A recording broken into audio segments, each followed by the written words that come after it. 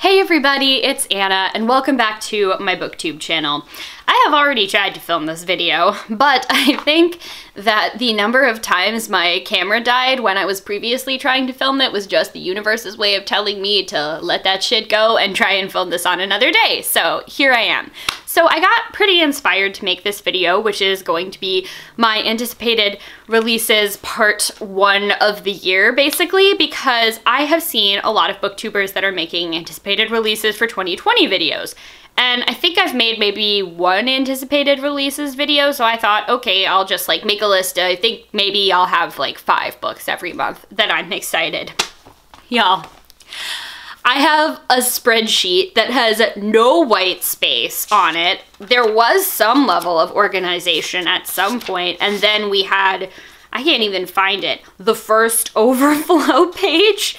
And then we have the second half of the year, which has like 4 books on it. I think that's mostly just because there haven't been as many titles announced. Here it is. Here's the overflow page. So what I decided that I'm actually going to do is split this up month by month. So ideally, if I get this right, I'm going to have an anticipated releases for XYZ month come up before the first of that month. Obviously, I'm not going to be doing that for January because January is already like halfway over at the time that I'm writing this or filming this. Wow, what am I doing?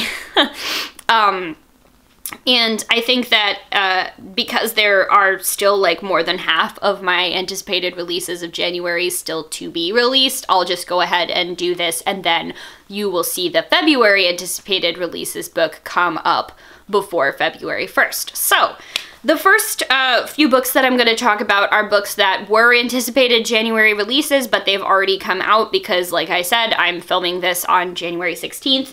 So the first one of those I already have, which is The Night Country by Melissa Albert. Skip ahead a little if you don't want spoilers for this because it is a sequel, but this is the sequel to her novel The Hazel Wood, which I think came out in like 2017.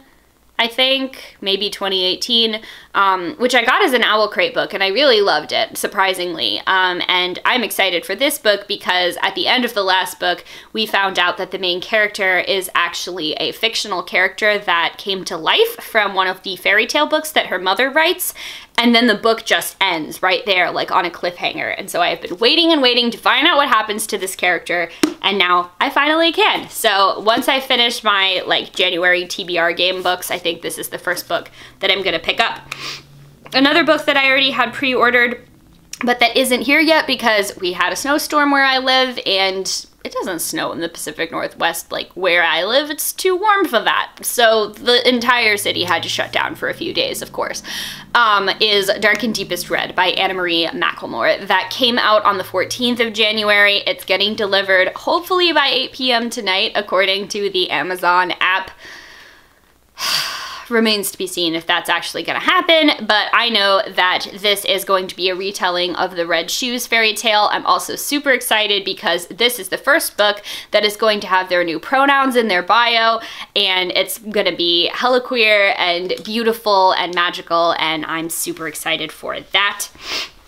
Okay, another book that I'm excited for this month is Race to the Sun by Rebecca Roanhorse. This is going to be her middle grade debut, and it is an Own Voices Native American, I think, folklore and mythology retelling. And I found out about this because of Brody, and also indirectly because of the Indigathon, because I read Rebecca Roanhorse's book Trail of Lightning for the Indigathon. So yay, that's exciting. I know Brody really liked this book, and I think I will too because we have pretty similar tastes. And then the last book that I'm anticipating that has already come out is Scavenge the Stars by Tara Sim. So the reason why I haven't actually pre-ordered this book, even though I am really excited, is because I have a sneaking suspicion that it's going to be the January Owl Crate book.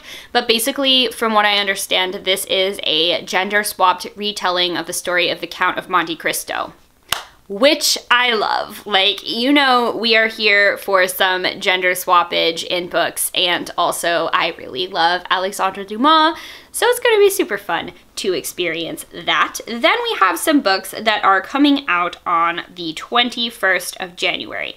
The first one of those is called The Majesties by Tiffany Tsao, and I saw that this book was blurbed as Crazy Rich Asians, but if it began with a murder instead of a romance.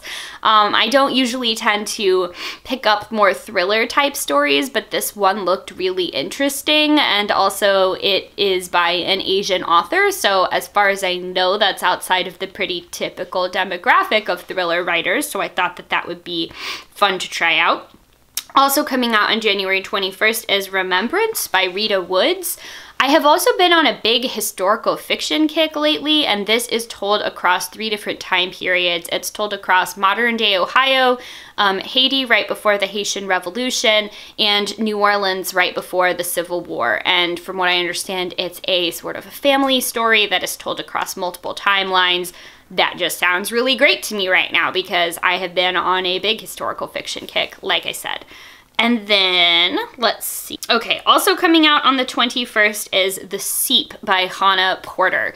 This is a book that is going to be like a speculative science fiction kind of story, and I'm really interested in reading it because it has a trans elder as the protagonist, and I know that there is something about her and her wife where like this technology allows people to be reborn or like be able to re-experience parts of their lives again. So I know that the main character's wife decides to be reborn so that she can re-experience life, but in doing so leaves the main character behind, which leaves her kind of like sad and grieving with the fallout. So that sounds a bit depressing, but I also don't remember the last time that I read a fiction book that had a trans elder as a character in it. Maybe it was in N.K. Jemisin's Broken Earth, but certainly never as a main character. So that's gonna be a lot of fun, or just a lot of crying.